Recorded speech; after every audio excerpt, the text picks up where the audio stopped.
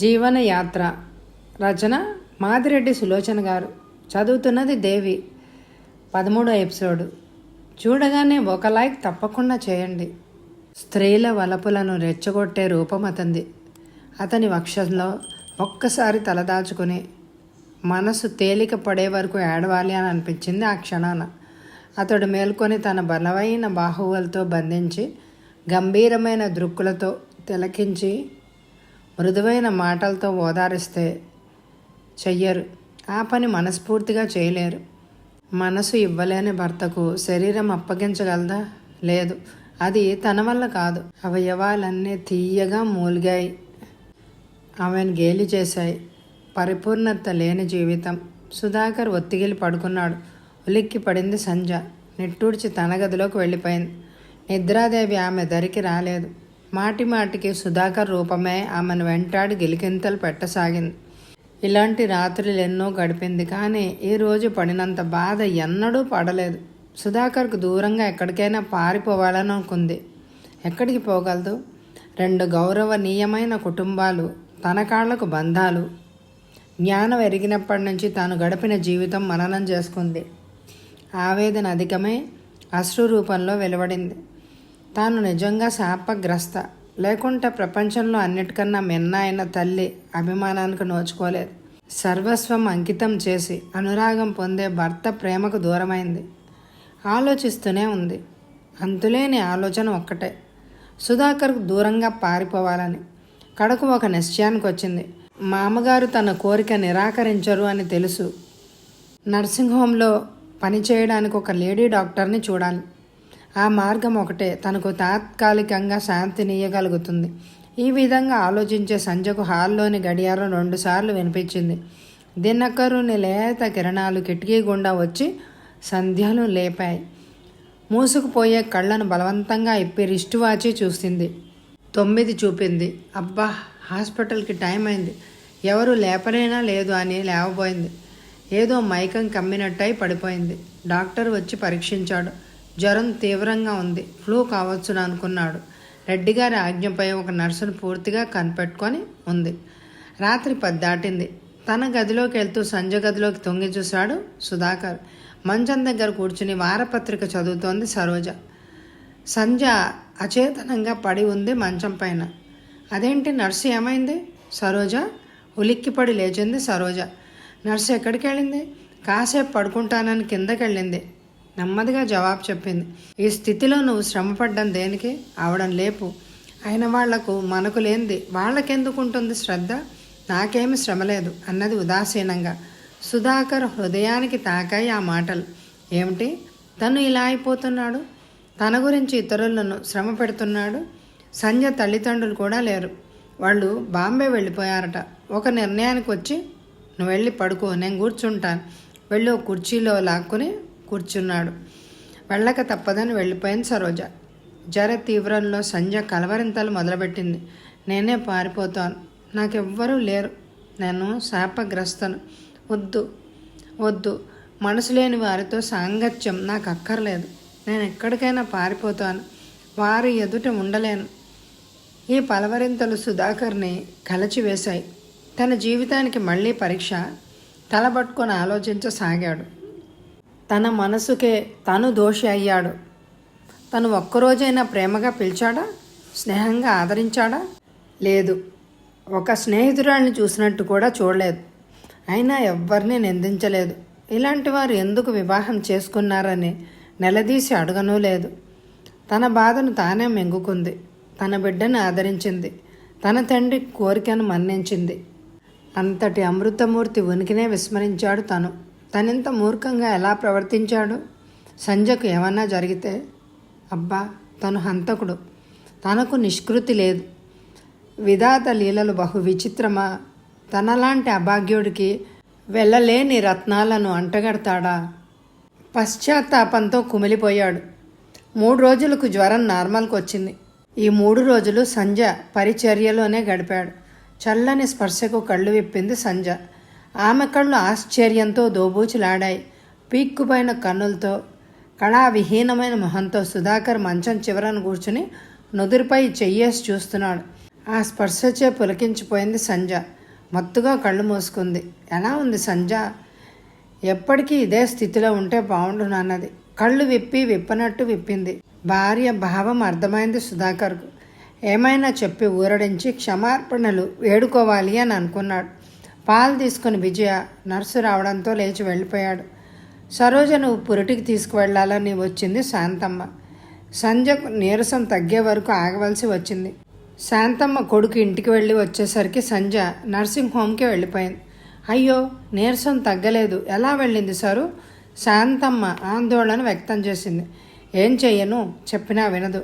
డ్రైవర్ను తీసుకెళ్ళమని మామగారు చెప్తే అప్పుడు డ్రైవర్ని తీసుకెళ్ళింది అంది సరోజ కినుకుగా. రాత్రి 11ంటికి మేడపైకి వెళ్ళాడు సుధాకర్. దినమంతా తండ్రితో పాటు తోటలోనే ఉండిపోయాడు. సంజను పలకరించాలని ఆదుర్దాతో వెళ్ళాడు. కానీ సంజ గదిలో శాంతమ్మ ఉంది. ఆమె వెడిలో తలపెట్టుకొని పడుకున్న సంజ ఏమో చెప్తోంది. ఆ గది ముందు కుర్చీ లాక్కొని కూర్చున్నాడు. సంజ గొంతు నీరసంగానైనా స్పష్టంగా వినిపించింది. నిజంగా పిన్నిగారు, సవెత్తెళ్ళు అలా చేస్తే నేను బాధపడేదాన్ని కాదు. అది సహజం. సొంత అమ్మే అలా చేస్తుంటే గిలగిలలాడిపోయేదాన్ని. నా కళ్ళ ముందే అక్కను అపురూపంగా చూసి నన్ను నిర్లక్ష్యం చేస్తే సహించలేకపోయేదాన్ని. స్కూల్లో డాన్స్ చేసినా పాట పాడినా అందరూ మెచ్చుకునేవారు. అమ్మకి ఎప్పుడు చెప్దామని ఇంటికి సంబరంతో పరిగెత్తుకొచ్చేదాన్ని. అమ్మకు ఆనందంగా చెప్పేదాన్ని. అమ్మ అమాంతం ఎత్తుకొని ముద్దులతో ముంచెత్తుతుంది అనుకునేదాన్ని. ఆ కుప్పిగంతులు తప్ప ఏమొస్తాయి అని అమ్మ కసురుకునేది. అదే సమయానికి అక్కయ్య వచ్చి, అమ్మ నేను సంజ కలిసి ప్రార్థనా గీతం పాడామే అంటే, నా తల్లివి కదా సరస్వతమ్మ, నా పసి హృదయంలో బాకు దిగనక్కర్లేదు అనుకుంటాను. అట్టి చిన్న వయసులోనే రకరకాల కుట్లు కుట్టేదాన్ని. నాకు రాని విద్యంటూ లేదు. టీచర్లు మెచ్చుకునేవారు. దారం దండగా. రేపు కళ్ళకు జబ్బొస్తే బోడి కుట్లు. అమ్మ మెచ్చుకునేదే కాదు. అదే అక్కయ్య అయితే నాన్నగారి దగ్గర పొగిడి తృప్తి పడేదమ్మ. అసలు అక్కయ్యకు కుట్లంటే తలనొప్పి. తెచ్చిన బట్టల్లో అక్కయ్యకు మొదట ఏరుకోవాలి. కాదు అని తెలియక అంటే అమ్మ నిష్ఠూరోక్తులు వినలేకపోయేవాళ్ళం. అది చాలని దేవుడికి మొక్కే సంజ బట్టలన్నీ నువ్వే తగలేసుకుందు గాని మరి మాట్లాడలేకపోయేదాన్ని.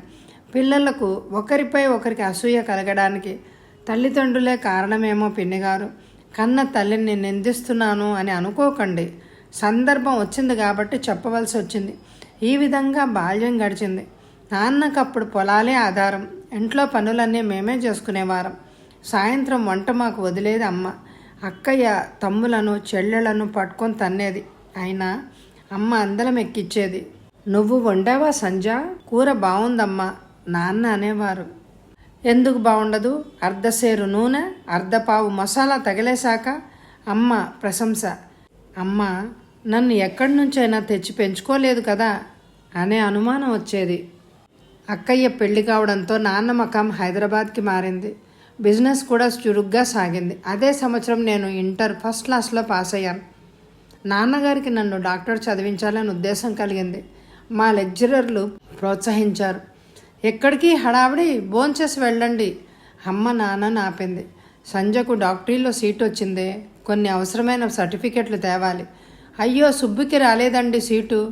దానికి ఎవరిస్తారే సీటు? 3rd క్లాస్లో పాస్ అయితే. అసలు దాన్ని చదివించాలని మీకు ఉంటేగా. ఏదో పేడ విరగడ చేసుకున్నారు.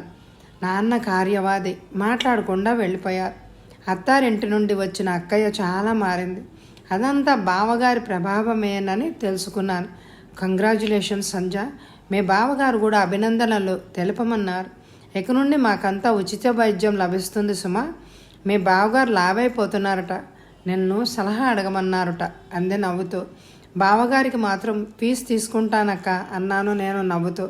ఇల్లు అల్లగ్గానే పండగ పాస్ అయినప్పుడు చూద్దాం. అమ్మ విసుక్కుంది. ఎందుకో పట్టరాని దుఃఖం వచ్చింది. ఒంటరిగా కూర్చుని తనివి తీరా ఏడిచాను. అమ్మ నుండి ఒక్క ప్రశంస, ఒక్క అనురాగపూరితమైన మాట రాలేదు. అమ్మ ఇప్పటికీ ఆ మాట సాధిస్తూనే ఉంది. నీకు పిల్లలు పుడితే చూడమా ఎలా పెంచుతారో. అయినా దాన్ని ఆడిపోసుకోవడం ఎందుకు? వేలుకు వేలు పెట్టి కుమ్మరించి చదివించామా? ఈ పరిస్థితి ప్రతి ఇంట్లో ఉండేదేమో. కానీ నాకు చాలా బాధ అనిపించింది. అమ్మ అనురాగానికి దూరమై నా హృదయం దేనికో అలమటించేది.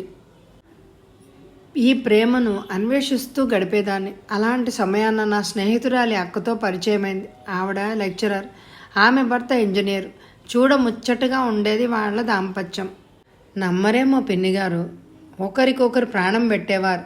మరీ ఆయనది విచిత్రం. పెళ్ళైన నాటి నుంచి వాళ్ళిద్దరిని విడిగా ఎవరు చూడలేదట. అందరూ వాళ్ళ గురించి విడ్డూరంగా చెప్పుకునేవారు. కానీ నాకు మాత్రం ముచ్చటగా ఉండేది. వికసిస్తున్న నా మనసుకు వాళ్ళ దాంపత్యం కొంత ఉపశమనాన్ని కలిగించింది. తన సర్వస్వం నాకే అర్పించేవారు. భావి జీవితంలో ప్రవేశిస్తారనే ఆశ నాకెంతో ఉత్సాహాన్ని ఇచ్చేది. తీయని ఊహలతో చదువు పూర్తి చేశాను.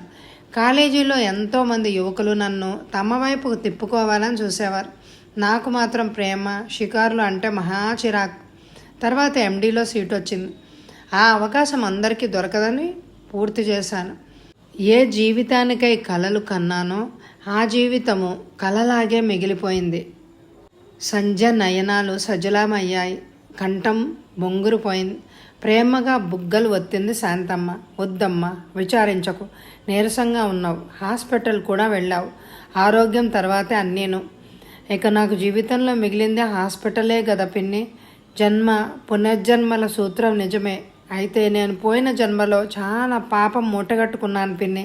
అమృత భాండానికి ఆశించి పైకి ఎగిరితే అగాధంలో పడినట్టుంది నా పని. ఏది ఏమైనా ఇంట్లో వారికి ఎదురుగా ఉండి మాట పలుకు లేకుండా దూరంగా ఉండలేను. మనసు రాయి అయ్యే వరకు ఏ దూరదీరాలకో పారిపోవాలి అని అనిపిస్తోంది. పిచ్చి తల్లి, ఎంత అమాయకంగా మాట్లాడుతున్నావమ్మా. నీ మనసులో లేని గట్టితనం ఎక్కడో లభిస్తుందా? నెమ్మదిగా అబ్బాయిని నీ వైపుకు తిప్పుకోవడానికి ప్రయత్నించు. లేదు పిన్ని, ఆ శక్తి నాకు లేదు. ఒకవేళ బలవంతంగా నా వైపుకు తిప్పుకున్నా ఆ సుఖం ఎంత దుర్భరమో ఊహించడానికే భయమేస్తుంది. వారికి దూరంగా ఈ ఇంట్లో ఇక నేను ఉండలేను. అందుకే విదేశాలకు పోవాలని నిర్ణయించుకున్నాను. మామగారు నా మాట మన్నిస్తారని నమ్మకం నాకుంది. నీలోని తుఫాను ఎవరూ తగ్గించలేరమ్మా. కానీ వాళ్ళందరూ ఎంత బాధపడతారో ఆలోచించు తల్లి. ఇక నన్ను ఈ మోహపాశాలు ఎరచూపి బంధించక పిన్ని. మీరు హృదయపూర్వకంగా ఆశీర్వదించండి. సంసారంలో సాఫల్యం లేకపోయినా సంఘంలో గౌరవం దక్కేటట్టు దీవించు పిన్ని. భారంగా నిట్టూర్చింది శాంతమ్మ. అలాగేనమ్మా, భగవంతుడు రక్షిస్తాడు అని దీవించింది తల నిమురుతూ. సరు నన్ను స్వంత అక్కలా ఆదరించింది. అది జన్మలో మర్చిపోలేను. ఆమెను మాతృమూర్తిగా చూసి వెళ్ళిపోతాను పిన్ని. నీ ఇష్టం తల్లి. నీకు చెప్పదగిన దాన్నేనా? అంత మాట అనకు పిన్ని. ఎంతవారైనా మీకు సాటి రాగలరా? ఎక్కడున్నా మీ ఆదరాభిమానాలు నాకు ఉత్సాహాన్ని ఇస్తాయి. మీ దీవెనలు అండదండలుగా ఉంటాయి. మళ్ళీ జన్మంటూ ఉంటే మీ గర్భంలో పుట్టాలని భగవంతుణ్ణి వేడుకుంటున్నాను. పిన్ని, ఒక్క సంగతి, ఈ విషయాలన్నీ మీలోనే ఉండనీయండి. ఆవేదన తగ్గడానికి చెప్పాను అంతే. సరేనమ్మా. చూడమ్మా, తల్లిదండ్రులకు తెలుసో తెలియకో ఏదైనా పొరపాట్లు చేస్తే క్షమించాలమ్మా. మామగారిపై కోపం పెట్టుకోకమ్మా. మంచిని కాంక్షించే చేశారు ఈ పెళ్ళి. లేదు పిన్ని, నాకెవ్వరిపైన కోపం లేదు. ఒకప్పుడు కొంచెం ఉండేది. ఒక పేషెంటు నా కళ్ళు తెరిపించింది. వెళ్లే ముందు అందరినీ చూసి సెలవు తీసుకొని వెళ్తాను. దయవేచ్చి ఎలా ఉందో పడుకో తల్లి. రాత్రి అయింది చాలా. అసలే నీరసంగా ఉన్నావు. సంజకు గొంతు వరకు కప్పి దుప్పటి పెద్ద లైట్ ఆర్పివేసి వెళ్ళిపోయింది శాంతమ్మ. ఆమె వరండాలో బాధగా ముఖం చేసుకొని కూర్చున్న సుధాకర్ని గమనించనే లేదు. నెమ్మదిగా భార్య గదిలోకి వెళ్ళి సంజ పక్కన కూర్చున్నాడు సుధాకర్. అలసటగా మైమర్చి నిద్రపోతోంది. ఆమె చేతిని తన చేతిలోకి తీసుకొని నిమరసాగాడు. ఈ చేతులు అందించే సేవల కొరకు ఎంతమంది ఎదురుచూస్తారో పాపం. కడుపులో ఎంత విచారాన్ని దాచుకొని నవ్వుతోంది. ఆ నవ్వే రోగులకు ఎంతో నమ్మకాన్ని కలగజేస్తుంది. కిటికీలోంచి వచ్చే గాలి చిలిపిగా ఆమె ముంగురలతో సయ్యాటలాడుతోంది. వాటిని చూస్తూ సవరిస్తూ కూర్చున్నాడు. బద్ధకంగా కళ్ళు విప్పింది సంజ. చేతికున్న వాచి చూసుకుంది. 6. ఇంకాసేపు పడుకుందామనిపించింది. ఇటు పక్కకు తిరిగింది. ఆశ్చర్యం, భర్త నిద్రపోతున్నాడు. లేచి కూర్చుంది సంజ. ఆమె ఊహలు పరిపరి విధాలుగా పోతున్నాయి. రాత్రి పిన్ని పంపలేదు కదా ఎన్ని. ఏమో తనెంత ఒళ్ళు మర్చి నిద్రపోయిందంటే మనసులోని కోరికలు ఆమెను అశక్తురాల్ని చేశాయి. భర్త చేతిని తీసుకొని చుమ్మించి వదిలేసి కిందకు వచ్చేసింది. సరోజ, శాంతమ్మ ప్రయాణమే సిద్ధంగా ఉన్నారు. లేచావా సంజ? నేనే పైకి రావాలనుకున్నాను. త్వరగా రావాలి పిన్ని. మీరు ఊరుకోరని పంపుతున్నాను తప్ప నాకు అసలు ఇష్టమే లేదు. అక్కడే బూట్లు కట్టుకుంటున్న మరిదిని చూసి మా మరిదిగారు దిగులు పడతారు నవ్వింది. ప్రభాకర్ నవ్వి ఊరుకున్నాడు. కాలకృత్యాలు తీర్చుకుని వచ్చింది సంజ. అందరూ కూర్చొని కాఫీ తీసుకున్నారు. వస్తానమ్మా మాట్లాడదామంటే రాత్రి సుధాకర్ బాబు తోట నుంచి తిరిగి రానట్టుంది. మళ్ళీ ఆలోచించుకో. నిర్మలంగా ఉన్న శాంతమ్మ మాటలకు సంజను పీడిస్తున్న అనుమానం నివృత్తి అయింది. తేలిగ్గా నిట్టూర్చింది. సరోజకి తీసుకోవాల్సిన జాగ్రత్తలు చెప్పేసరికి ప్రభాకర్కు నవ్వు ఆగలేదు. అన్ని జ్ఞాపకం ఉండవదినా, ఒక లిస్టు రాసివ్వండి. సంజ నవ్వి కారులో కూర్చుంది. సరోజను, శాంతమ్మను శ్రీధర్ ఇంట్లో దిగబడిచి హాస్పిటల్కి బయలుదేరింది. ఓపిగ్గా అందరి బాధలు వింటూ ధైర్యం చెప్తూ ముందుకు సాగింది సంజ. కొందరు నమస్కారాలు చేస్తున్నారు, మరికొందరు ఆశీర్వదిస్తున్నారు. చల్లని తల్లి, నూరేళ్లు వర్ధిల్లాలి అని. సంజ నవ్వుకుంది. జీవితంలో తనకు మిగిలినవి అవే కదా. అమ్మ, బయట ఒక ఆయన మీ కొరకు కాచు కూర్చున్నారు, తొందర చేస్తున్నాడు. వాళ్ళ ఆవిడకు సీరియస్గా ఉందట. నర్సు చెప్పి వెళ్ళిపోయింది. సంజ బయటకు వచ్చింది. డాక్టర్, మీరు త్వరగా రావాలి. మా రుక్కు ప్రాణం విలవెల్లాడి గిలగిలా తన్నుకుంటోంది. Doctor please. మొదటి కాన్పు. నాకు భయంగా ఉంది. యువకుడు దీనంగా ప్రార్థిస్తున్నాడు. అబ్బా, ఈ రుక్కు ఎంత అదృష్టవంతురాలో. భర్త ఎలా దీనమైపోతున్నాడు ఆమె కొరకు. డాక్టర్, ఆలోచించకండి. కారు ఎక్స్పెన్సెస్ నేను భరించుకుంటాను. అంత సీరియస్గా ఉంటే తీసుకొని రాకూడదా మిస్టర్? తొందరలో నాకు తోచలేదండి అన్నాడు జాలిగా. సరే పద. Nurse, bring my medical bag. Keep ready theatre. 3 నిమిషాల్లో అన్నీ సిద్ధమయ్యాయి. నువ్వు కూడా రా రంగమ్మ. ఎలాగండి? దీవెన కూడా రాలేదు. చేతులు నలుపుకుంటోంది రంగమ్మ. ఆల్ రైట్ నర్స్, ప్రమాదం ఉంటే తీసుకొస్తాను. సంజ స్టీరింగ్ ముందు కూర్చుంది.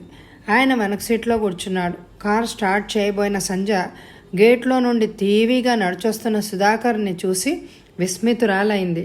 ఎక్కడికి సంజ? వీరి భార్యకి సీరియస్గా ఉందట. గండిపేట దగ్గరికి వెళ్తున్నాను. ఇంత నీరసంలో కార్ డ్రైవ్ చేస్తావా? అసలు హాస్పిటల్కే రావాల్సింది కాదు. సంజ ఆశ్చర్యానికి అంతులేదు. భర్త కొంచెం మారిపోయారు. లేకుంటే తన విషయం ఏనాడైనా పట్టించుకున్నాడా? లే, నేను డ్రైవ్ చేస్తాను. ఆ ఆజ్ఞను ధిక్కరించడానికి సంజ అశక్తురాలు. అంతరంగం ఆనందంతో ఊగిపోయి లేచి పక్క సీట్లో కూర్చుంది. సుధాకర్ చేతిలో గాల్లో తేలిపోయింది కారు. చిన్న పెంకిటింటి ముందు ఆగింది. సంజ వచ్చిన ఆయన వెంబడి లోపలికెళ్ళింది. సుధాకర్ కారులోనే కూర్చుండిపోయాడు. ఆయన బయటకు వచ్చి ఇంట్లోకి రమ్మని పిలిచాడు. పర్వాలేదని కారులోనే ఉండి ఆలోచిస్తూ కూర్చున్నాడు సుధాకర్. సాయంత్రం 4 బయటకు వచ్చింది. నుదుట పట్టిన చెమట తుడుచుకుంటూ బ్యాగ్ పట్టుకుని ఆయన వెంట వచ్చాడు. చాలా కృతజ్ఞతలు సార్, మీరు అవసరానికి ఆదుకున్నారు. మా రుక్కు మాకు దక్కింది. పర్వాలేదు. ఎలా ఉంది సంజ? Normal case. ఆమె కొంచెం బలహీనంగా ఉంది, అందుకే లేట్ అయింది అంది కారులో కూర్చుంటూ. ముసలమ్మ ఆయన తల్లి చేతులు జోడించింది. నీరసంలో కూడా వచ్చారమ్మా, మీ మేలు మర్చిపోను. రేపు వచ్చి రుక్కు స్థితి ఎలా ఉంది చెప్తాను. మంచిది. ఆచారాలంటూ పాలు మానొద్దు, బలహీనంగా ఉంది. వాళ్ళింకేమో స్తుతిస్తూ ఉంటే సుధాకర్ కారును పోనించాడు. సంజ మదిలో ఏవో భావాలు మొలకెత్తాయి. బలవంతంగా నిలదొక్కుంది. మీకు సెలవా అని అడిగింది. సెలవలేదు అని జవాబిచ్చాడు చిరునవ్వుతో. మరి లీవ్ పెట్టారా అని అడిగింది కుతూహలంగా. అంతే అవుతుంది. రేపు లీవ్ అప్లికేషన్ రాసివ్వాలి అన్నాడు. సరోజ లేదు కదా. బాబు ఇంట్లో వాళ్ళందరినీ వేధించాడు. వాడిని సమాధానపరిచేసరికి 10:30 అయింది. హాలిడే లీవ్ పెట్టొచ్చునని మీ దగ్గరకు వస్తే నువ్వు పని కల్పించావు.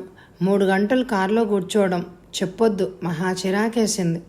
భర్త అంతగా మాట్లాడడం చూడడం సంజ కొంచెం విస్మితురాలే అయింది. అదేంటి మాటల్లో పడి దారి తప్పినట్టున్నాము అంది. లేదు, గండిపేట గోడ్డెన్కి పోనిస్తాను. క్యాంటీన్లో టీ తాగి వెళ్దాం.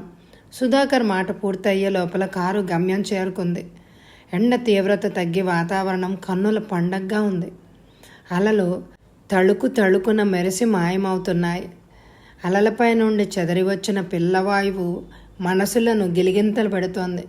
మైమరిచి తిలకిస్తోంది సంజ. రెండవ మనిషి ఉన్నట్టే మర్చిపోతున్న దృష్టిని భర్త వైపు తిప్పింది. అతను తననే చూస్తున్నాడని తెలియగానే తల వంచుకుంది. సంజయ్ చేతిని తన చేతిలోకి తీసుకుని, సంధ్య, నన్ను క్షమించలేవా? నిన్ను గుర్తించలేకపోయాను. చిన్నప్పుడే అమ్మకు దూరమయ్యాను. ఏ స్నేహితుడి ఇంటికెళ్ళినా అమ్మ ఆప్యాయంగా తీయగా మందలిస్తూ తినడానికి ఏదైనా తెచ్చిపెట్టేది. అది అమృతమేనేమో. అలాంటప్పుడు మా అమ్మ గుర్తొచ్చి కలవర పెట్టేది. ఎవ్వరూ లేనప్పుడు ఆడపిల్లలాగా ఏడ్చేవాడిని. ఒక విధంగా అమ్మ వండి కూడా నువ్వు నా స్థితిలో పెరిగావు. ఉలిక్కిపడి భర్త వైపు చూసింది సంజ. అవేమీ గమనించకుండా చెప్పుకుపోతున్నాడు సుధాకర్. అలాంటి నా హృదయానికి భారతి ఆగమనం శాంతినిచ్చింది. తల్లి, భార్య, సర్వం తానై ఆ 2 సంవత్సరాలు 2 రోజులుగా గడిచిపోయాయి. నిన్ను విసిగిస్తున్నాను కదూ. భారతి మరణం దాదాపు పిచ్చివాడిగా తయారు చేసింది నన్ను. ఈ ప్రపంచం నుండి పారిపోవాలి అని అనుకున్నాను. కానీ నా బంధుజనము నా కాళ్లకు బంధాలు వేశారు. ఇక చేసేది లేక మామూలు కార్యక్రమాలకు అలవాటు పడిపోయాను. కానీ బాబుది ఒక సమస్య అయి కూర్చుంది. నా ఒక్కడి వల్ల ఇంట్లో వాళ్ళు బాధపడ్డం చూడలేక పునర్వివాహానికి సమ్మతించాను. ఇక మిగతా విషయాలన్నీ నీకు తెలుసు. నువ్వు కూడా వెళ్ళిపోతానంటున్నావు నన్ను విడిచి. సంజ, నువ్వు నమ్మినా మా అన్న ఒకటి చెప్పగలను. నీకన్నా ఆత్మీయులు నాకెవరూ లేరిప్పుడు. రాత్రి పిన్నితో తను మాట్లాడిందంతా విన్నారన్నమాట అనుకుంది. తలెత్తి అతని వైపు చూసింది. గంభీరంగా ఉండే మోము దీనంగా ఉంది. కను కొనల్లోంచి నీరు. ఆమె హృదయం ఆర్ద్రమైంది. స్త్రీజన్మ కదూ. ఎంత చదివినా హృదయంలోని మార్దవాన్ని కప్పిపుచ్చుకోగలరా? కంటితడి పెడుతున్నారా? చనువుగా కన్నీళ్లు దుడిచింది. సంజ 2 చేతులు పట్టుకుని, ఏం సంజ, నీ నిశ్చయం అదేనా? అమెరికా వెళ్ళిపోతావా? మీరు వద్దంటే మానేస్తాను. మీకు ఆజ్ఞాపించే అధికారం ఉందిగా అంది. లేదు సంజ, అర్హత కోల్పోయాను. నిన్ను ఒక్కరోజైనా భార్యగా కాకపోయినా స్నేహితురాలిగా కూడా చూడలేదు. ఇప్పుడే మొహంతో ఆజ్ఞాపించమన్నావు? నిన్ను అంతులేని ఆవేదనకు గురిచేశాను. నువ్వు క్షమించగలిగితే ధన్యుణ్ణి. లేకుంటే నువ్వు అమెరికా వెళ్ళడానికి అన్ని ఏర్పాట్లు చేస్తాను. ఈ విధంగానైనా కొంత శాంతి లభిస్తుంది నాకు. సంజ హృదయం తేలికైంది. వెళ్దాం పదండి, మామగారు ఎదురు చూస్తారు అన్నది మాట మారుస్తూ. గృహప్రవేశం తర్వాత సుధాకర్ దంపతులు కలిసి రావడం ఇదే. రెడ్డిగారి ఆనందానికి అంతులేదు. సంజకు అన్యాయం చేశాననే బాధ అనుక్షణం ఆయనను కోత పెడుతూనే ఉంది. అమ్మా, కాలు నలుపుతాను. చెంగున పరిగెత్తుకొచ్చాడు బాబు. ఎందుకో బాబును బంతిలా ఊపి ముద్దాడింది సంజ. రేపు నడిపే బాబు, ఈరోజు కారుకు రెస్ట్ కావాలి అన్నది. కాలు చాలా పనిచేసిందా? కళ్ళు మెటకరించాడు బాబు. కాలు, అమ్మ ఇద్దరూ పనిచేసి అలసిపోయారు బాబు. బాబు ఉచ్చారణను అనుసరించాడు సుధాకర్. అర్జెంట్ కేసు అయితే ఫోన్ చేయని రంగన్నకు చెప్పి స్నానానికి వెళ్ళింది సంజ. స్నానం ముగించి పడుకుంది. అలసటగా ఉందేమో నిద్ర ముంచుకొచ్చింది. మధురమైన స్వప్నం మైమరిచిపోయింది. బలమైన బాహుబంధాన అదరములపై మెత్తని తీయని ఒత్తిడి. అబ్బా, ఈ కళ కరిగిపోకుంటే ఎంత బాగుండను. బరువుగా కళ్ళు విప్పింది. కళ కాదు, వాస్తవమే. భర్త ఒడిలో తను చిరునవ్వుతో మత్తుగా చూస్తున్నాడు సుధాకర్. భోజనం కూడా చేయలేదు. అలసిపోయావని లేపుదామనుకున్నాను. పాలు తెప్పించాను, తాగి పడుకో. సంజకు లేవాలనిపించలేదు. ఆ అమరసుఖం వదులుకోగలదా? భర్త హృదయానికి హత్తుకుపోయింది. లే సంజ, పాలు తీసుకుందో. నాకేమీ వద్దు. నన్ను దూరం పంపించకండి. నన్ను మీ నుండి దూరం తరమకండి. భరించలేను. విడదీయలేనంతగా పెనవేసుకుంది భర్తను. పిచ్చి పిల్ల, మనల్ని ఎవ్వరూ విడదీయలేరు అని నెమ్మదిగా గొణిగాడు సుధాకర్. సంజ రోగిని పరీక్షించి మందులు రాసిచ్చింది. ఇంటికి వెళ్ళొచ్చని చెప్పింది. అమ్మాయి, ఈసారి పాపని ఎత్తుకొని వెళ్ళడానికి రావాలి సుమా అన్నది నవ్వుతూ. ఆ అమ్మాయి సిగ్గుతో తలంచుకుంది. ఆమె అత్తగారు కాబోరు. మెరిసే కళ్ళతో చూసింది. డాక్టరమ్మ చాలా సంతోషంగా ఉన్నారెందుకో కదా అత్తమ్మ? అవునే, ముఖం వింత కాంతితో వెలిగిపోతోంది. మొన్న వస్తే చూశానే, భర్త ఎంత అందంగా ఉన్నాడని. చక్కని జోడు. ఆమె అదృష్టవంతురాలు. నిన్నటి వరకు దురదృష్టవంతురాల్ని అనుకునే సంజ ఒక్క రోజులో మారిపోయింది. నిజంగా తను అదృష్టవంతురాలే అనుకుంది. ఆతృతతో ఇంటికి వచ్చింది. రాత్రి 10 గంటల వరకు సుధాకర్ రాకకై నిరీక్షించింది. ఇంత రాత్రి వరకు ఎక్కడికెళ్లారు? ప్రేమగా స్వాగతం పలికింది. భోజనం చేయకుండా కూర్చున్నావా అన్నాడు మందలింపగా. ఆ నిరీక్షణలో ఎంత తీయదనం అతనికేం తెలుసు? నా ప్రశ్నకు జవాబు చెప్పారు కాదు. మా శ్రీమతి గారు శ్రీవారిపై అలిగి విదేశాలకు వెళ్తానంటే ఏర్పాటు చేసి వచ్చాను అన్నాడు. గంభీరంగా అనబోయి నవ్వేశాడు. అలాగే అయితే వచ్చే సంవత్సరం వరకు వాయిదా వేయండి, ఇద్దరం కలిసి వెళ్ళిపోదాం. నిజమా? నిజమే. మామగారు సంతోషిస్తారు. ఏమండి, వెళదామా? నీ ఇష్టం కాదనే అధికారం నాన్నకే లేనప్పుడు నేను మాత్రం కాదంటానా? గలగలా నవ్వింది సంజ. మొదటిసారేమో అలా నవ్వడం, వివాహం తర్వాత. శాంతమ్మకు ఒక పక్క సంతోషం, రెండో పక్క విచారం పట్టుకుంది. లక్ష్మి ప్రవర్తన ఆమెకు ఒక సమస్యగా పరిణమించింది. అన్యజాతి కన్య కోడలుగా వచ్చిన నాడు కూడా ఇంత ఇబ్బంది కలగలేదు.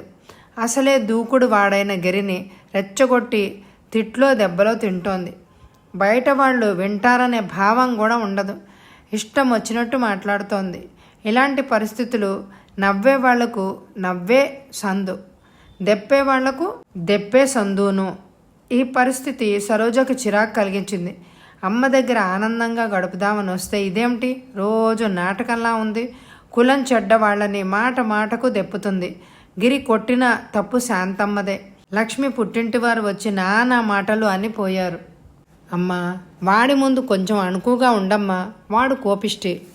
రాగానే కర్ర తెచ్చిస్తాను సరా అన్నది రుసరుసలాడుతూ. తనకు తెలియదు, ఒకరు చెప్తే అర్థం చేసుకోదు. విచిత్రమైన స్వభావం అమ్మ. ఏం సరు, ఇక్కడ ఉండడం విసుగ్గా ఉందా తల్లి? విసుగు అంత లెక్కలోది కాదనుకో. వదినను చూస్తుంటే జాలనిపిస్తోంది. ఎవ్వరం లేకుంటే ఇద్దరు అన్యోన్యంగా ఉంటారేమో. తనకు స్వతంత్రం లేదని వదిన రోజు వాపోతోంది. కొన్నాళ్ల పాటు నా గురించి నువ్వు ఎలాగూ వస్తావు, నాన్నను కూడా రమ్మంటే సరే. నాకేం నమ్మకం లేదు సరు. వాడికి ఎవరి భయమూ ఉండదు. వీడికి పెళ్లి చేయకపోయినా బాగుండేది. సరే, అలా కొన్నాళ్ళు వదిలి చూద్దాం. శాంతమ్మ కళ్ళు సజలాలయ్యాయి. సరోజకు విచారం వేసింది. అమ్మ జీవితం ఎంతేనా? కొన్నాళ్ళు ఆర్థిక చిక్కులతో సరిపోయింది. ఇప్పుడు మానసిక బాధ. సరోజ వచ్చిందని తెలియగానే సంజ శ్రీధర్ ఇంటికొచ్చింది. శాంతమ్మ సంజను అక్కున చేర్చుకుంది ఆప్యాయంగా. క్షేమంగా ఉన్నావా తల్లి? మీ ఆశీర్వాదం ఊరికే పోతుందా పిన్ని అంది నవ్వుతూ. సంజ మొహం చూసి ఆమె హృదయ స్థితి చదివింది శాంతమ్మ. తృప్తితో ఆమె కళ్ళు మెరిశాయి. సరోజ సుఖంగా ప్రసవించింది. అందరూ కోరినట్టు ఆడబిడ్డ కాక మళ్ళీ మగబిడ్డ జన్మించాడు. అందరూ ఆ విషయమే చర్చించుకున్నారు. ఏదో ఒక పిల్లలు ఏండర్రా సరమ్మ, నువ్వు క్షేమంగా ఉంటే చాలమ్మా. గత స్మృతులు యశోదమ్మను కలిచివేశాయి. అందరినీ మందలించింది. బారసాలకు ఉత్తరం రాసిన గిరి దంపతులు రాలేదు. పోనీ వాళ్ళు క్షేమంగా ఉంటే చాలు అనుకున్నారు. 3వ నెల రాగానే సరోజ అత్తారింటికి వెళ్ళిపోయింది. గిరి కాపురం చూడ్డానికి సుబ్బారావు ఊరెళ్ళిపోయాడు. శాంతమ్మ సాయంత్రం ఒక్కతే కూర్చుంది. బీదింటి పిల్లలకు వినయ విధేయతలు శాంతము కలిగి ఉంటారని, ఉన్న ఇంటి పిల్లలు చాలా దూకుడుగాను గర్వంగా ఉంటారని వెనుకడి. విజయ్లో ఆ దూకుడే కనిపించదు. గర్వం అస్సలే లేదు. ఆమె సౌజన్యమూర్తి. ఈ ఐశ్వర్యానికి కారణం ఆమె. కానీ ఆమె తలంపే లేదు ఆమెకు. భర్త దగ్గర భార్యలాగే ప్రవర్తించి సేవలు చేస్తుంది. శ్రీధర్కు అన్ని సవ్యంగా అమరుస్తుంది. అత్తమామలను గౌరవిస్తుంది. మరుదులను మన్నిస్తుంది. ఏమిటమ్మా అంతగా ఆలోచిస్తున్నా? మురళి వచ్చి తల్లి ఒడిలో తలబెట్టుకొని పడుకున్నాడు. విజయ్ గురించేరా? నీకు అలాంటి అమ్మాయే రావాలని నా కోరిక. అది మాత్రం అసంభవమేమో అమ్మ. వదిన లాంటి వ్యక్తులు కోటికొక్కరుంటే మహా ఎక్కువ. అతడి కళ్ళలో ఒక విధమైన కృతజ్ఞతాభావం తొణికిసలాడింది. రవి పరిగెత్తుకొచ్చాడు. చిన్నాన్నాలే, నాయనమ్మ నాది అని మారాం చేశాడు. మురళి మొండికేశాడు. అంతే, వాడి దగ్గరున్న అస్త్రం ప్రయోగించాడు. ఉలిక్కిపడి లేచాడు మురళి. వెధవ గిల్లడం, కరవడం, వస్తువులు విసిరివేయడం. లేచాడు మురళి. బయట నుండి శ్రీధర్ వచ్చాడు. ఏంట్రా మురళి, తీరిగ్గా కూర్చున్నావు? లేకుంటే డ్రాయింగ్ షీట్లు తయారు చేయాలని రూమ్లో దూరేవాడివి కదా. కూర్చున్నందుకు వీడు కన్ను కుట్టింది. గిల్లి పెట్టాడు. మురళి బొంగమూతి పెట్టాడు. రవి వైపు కొరకురా చూస్తూ, అమ్మా రవిని నీ వెంట తీసుకెళ్ళు. ఇద్దరికి ఒక్క క్షణం పడదు, నవ్వాడు శ్రీధర్. నువ్వు అంతేరా మురళి, ఏదో వంకన చిన్నానని విసిగించేవాడివి. నిన్ను ఏమీ అనలేక తాను ఏడ్చేవాడు. మర్చిపోయానురా, సాయంత్రం ఒకసారి వాళ్ళ ఇంటికి వెళ్ళొస్తాను. లీల నిష్ఠూరం ఆడుతోంది అన్నది శాంతమ్మ.